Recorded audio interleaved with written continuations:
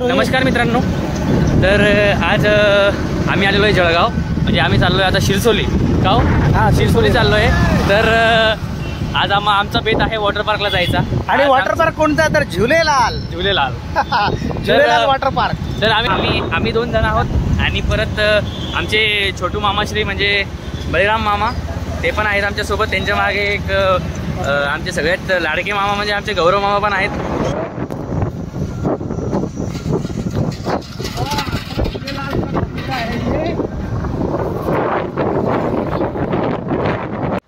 ऊपर देखा ना जरा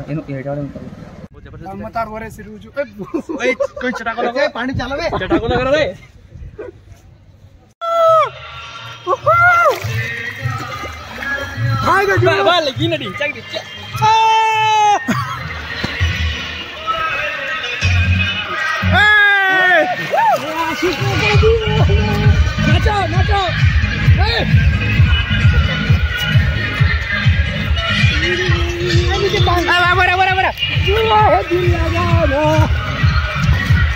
सारा जमाना हसीना का दीवाना ओ पूरा है दिल लगाना.